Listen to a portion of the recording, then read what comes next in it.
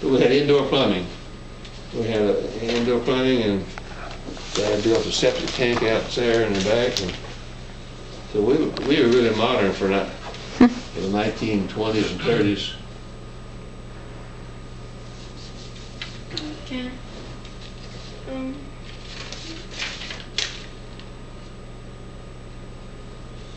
Were there any special items in the house that stand out in your mind?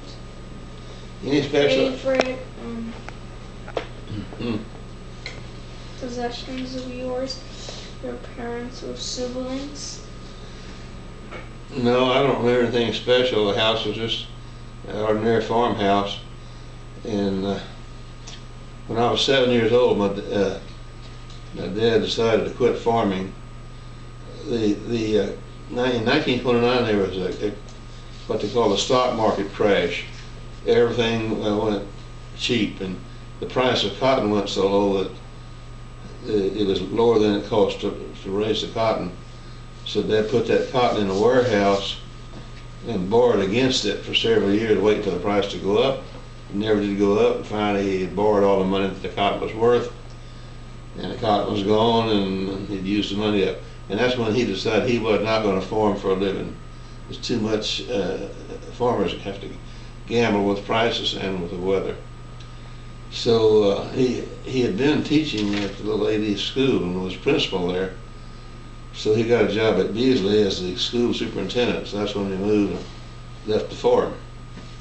That was 1930 or 31.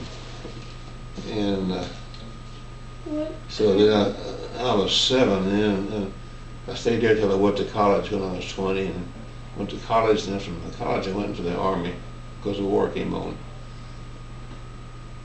So the war lasted 3 years. I was gone that time. When I came back, I finished my college work, and Lily and I were married, and then we moved to Laredo. That's where your daddy was born, in Laredo, Texas. He was born about 100 yards from Mexico on the Rio Grande River. And there we lived, we rented a place there. And it was all, I'd call it modern, it had everything, plumbing and all that, electricity. What kind of area, neighborhood was it? What kind of area was what? What kind of area or neighborhood was it? Well, in 80, we were out on a farm by ourselves. We were about 4 miles from the community where they had one general store and a post office. Then when we moved to Beasley, that was a little town of 250 people, so we had some neighbors there, and had boys to play with.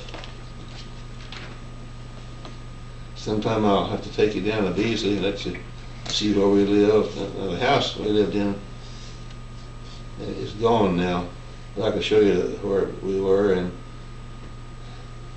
that little town has some parks now with big live oak trees that my daddy planted when he was there. They're really big trees now.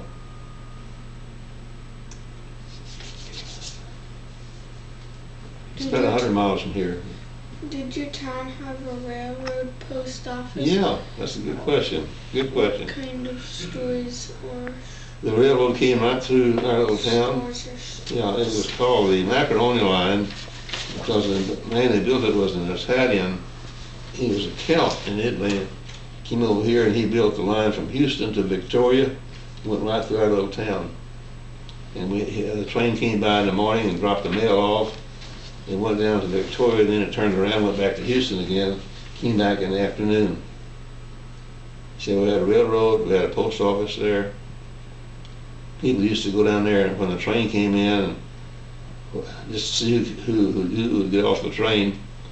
And then the postal clerks on the train would throw the bags of mail off, and the local postmaster would pick them up, take them over to the post office, which was about a block from the railroad, and then he'd put it in everybody's mailboxes, and then we'd get our mail. So we'd have our mail by about 10 o'clock in the morning. Okay. You could mail a letter on that train when it was going south, it was going to Victoria. You could mail that letter to anybody who lived on the line between our place and Victoria. And then they could write an answer and put it on the train. When it came back, you could have an answer in your mail the same day. And you can't do that anymore with mail. I've got some mail that was answered the same day because the railroad was working right so that people would have time to write an answer, put it on the next train coming back, and you'd have it. And so all the mail was started on that train while it moved. It was called a railway post office. What was your family's religious? We were Methodists. Um, We were Methodists. where did you go to crush? Church. Oh, church. Where did it go at? Where did you go Oh yeah, to church? our little town didn't have a Methodist church, and that's one reason my dad got that job. They had 8 churches there, but no Methodists, and they had some what they call church fights every now and then. The people in different churches they would want the school superintendent to be from their church. And since we went to a church in Rosenberg, which is 8 miles away, that's one reason they picked him. They said, well, we'll pick someone that goes to church in Rosenberg, then we won't have any church fights in Beasley, and that's why we got the job. So we drove, it was 8 miles to Rosenberg. We drove there every Sunday to Sunday school and church. Okay. What religious ceremonies did you take part in? Well, whatever they had, I know when I was about 12 years old, I walked down to the front of the church and made what we call a profession of faith and joined the church, was baptized. A lot of the churches would give what was called an invitation.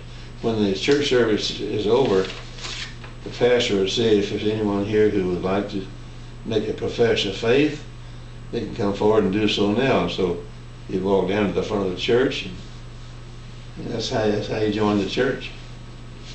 Okay. Did you have godparents or sponsors? No, we didn't. I did not have any godparents. Okay.